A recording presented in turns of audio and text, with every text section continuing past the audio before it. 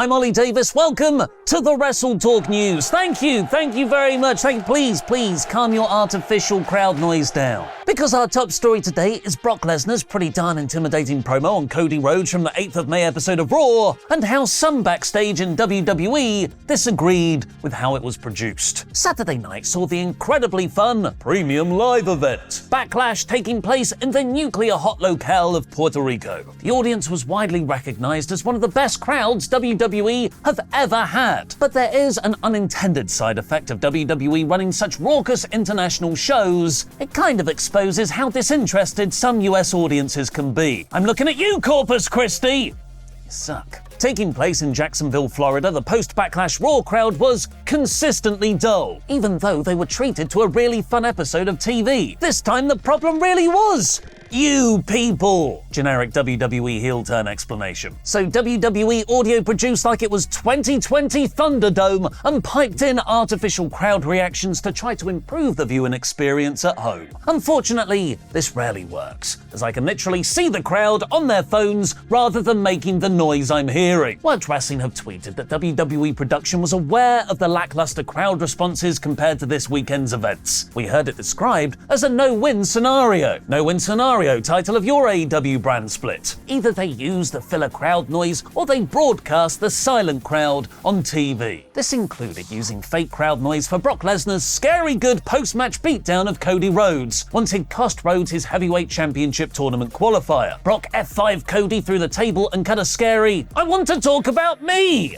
Me! Promo while all busted up and bruised from the Backlash hard-way cut. It was a very intimidating visual, but one marred by the distracting fake crowd noise. WWE production piped in heavy boos, which some viewers complained was so loud they couldn't properly hear what Lesnar was saying. And even worse, it was clear the audience behind Brock wasn't making those noises. Fightful Select is reporting many backstage in WWE agreed with the online criticism, and that the piped-in crowd noise wasn't needed. That wasn't even the only production error on the show either. When Becky Lynch made her return to chase Trish Stratus off, she appeared as though she was about to cut a promo. But then her music started playing to cut her off, like she was accepting an award at the Oscars. I'd just like to thank Nia Jax for giving me a black eye, and Vince McMahon booking me to squash Bianca Belair on my WWE return as a heel when everyone just wanted to cheer me. According to Fightful, Becky was scheduled to say something, but it wasn't substantial. Her feud with Stratus is expected to go on for a while, so there will be plenty of time for more promos. Lynch joked about this in an Instagram video, assaulting a production staff member who cut her off backstage. Backstage assault. WrestleTalk is super excited to announce the release of the brand new book, The New War, WWE versus AEW. Chronicling the ultimate battle for wrestling supremacy between the two biggest armies in the industry today. The New War will take you directly to the front line, giving a level of depth and analysis found nowhere else in book form. Until now. Direct from the pages of WrestleTalk magazine, this jam-packed book covers every spectacular twist and turn, Creative misstep, backstage bust-up, and every jaw-dropping business decision, All of which led to one of the most shocking periods in the history of pro wrestling. Don't miss out on a book so controversial, you'll likely want to read it twice. And I should know, I wrote the foreword for it and my head is still spinning from everything I read inside of it. Get your copy today and see what I mean. The New War WWE versus AEW is available in paperback for £14.99 and on Kindle for £6.99. Visit WrestleShop.com right now to get your copy and be one of the very first people to read what will surely go down as the most controversial book of the year. The New War WWE versus AEW, available now at WrestleShop.com. WWE's renewed brand split properly came into effect on the Monday 8th of May episode of Raw, with the draft trades all made, Backlash in the rear view, and whatever a free agent is sorted out. And in true WWE style, they managed to keep to the brand split concept for 5 whole days! Because the 12th of May episode of SmackDown will see 6 blue brand stars, AJ Styles, Austin Theory, Bobby Lashley, Edge, Rey Mysterio, and Sheamus enter the World Heavyweight Championship Tournament to win a title exclusive to Raw. If this was done sticking to the brand split rules, you just have Raw stars compete for the new consolation prize, belts. But according to Dave Meltzer on Wrestling Observer Radio, there's a bigger reason why SmackDown is being included. The NBA playoffs have been denting WWE's ratings, so Triple H has spread the tournament across both brands to reduce the effects. And going by Monday's episode of Raw, great job! It worked! After the previous week's Raw and SmackDown being significantly down in the ratings, the Monday 8th episode that began the tournament averaged 1.8 million viewers with a 0.51 rating in the 18 to 49 demo, holding steady even with its final hour going head-to-head with the Lakers vs Warriors series that did a monster 7.5 million viewers. Raw was also up year on year too, which is a huge positive. WWE will be hoping their strategy also wins on Friday's SmackDown. Sadly for developmental, WWE didn't also have a load of tournament matches take place on last night's episode of NXT, which I'm about to recap for you in 1 minute.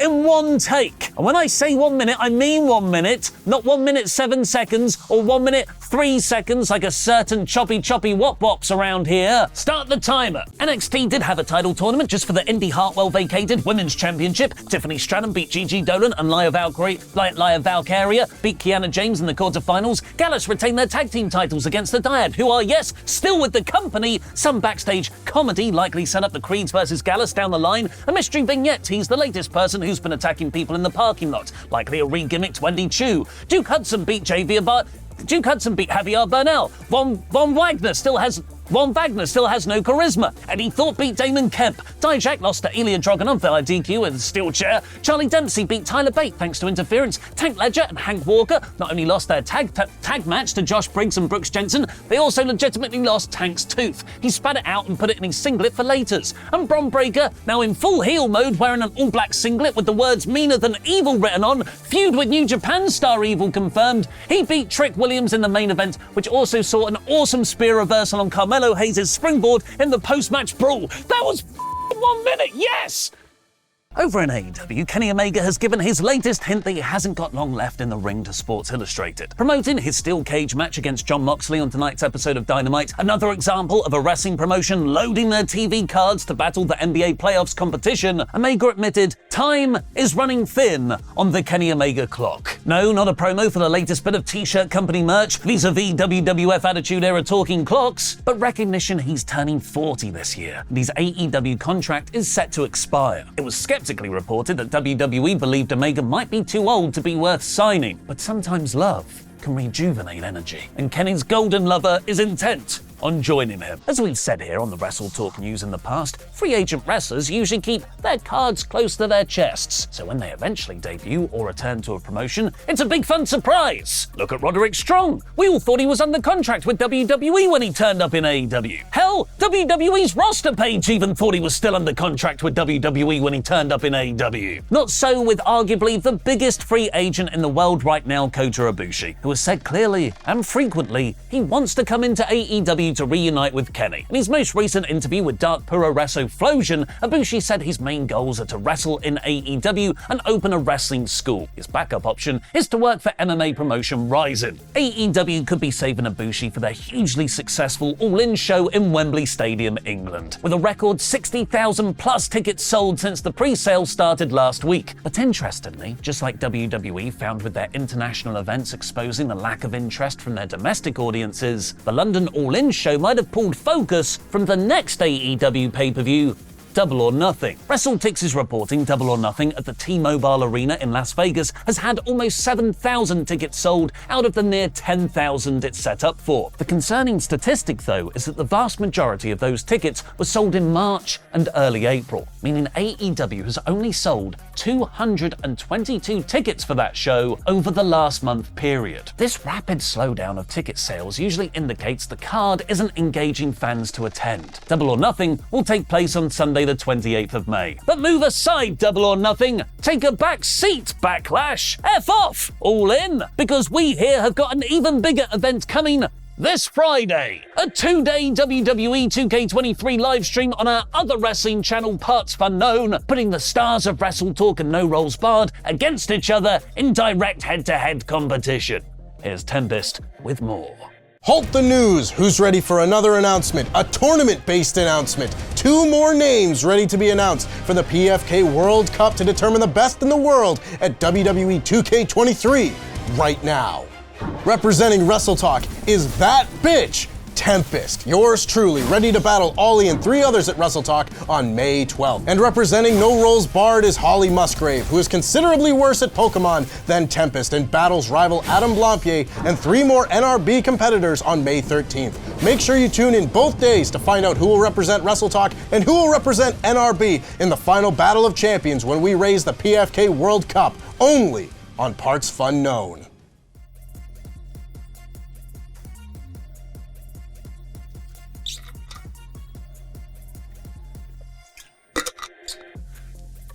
Okay, now I've trash talked him, I'm gonna have to actually do this. It's my little, how am I gonna do this? Okay, here we go. 4, 3, start the timer!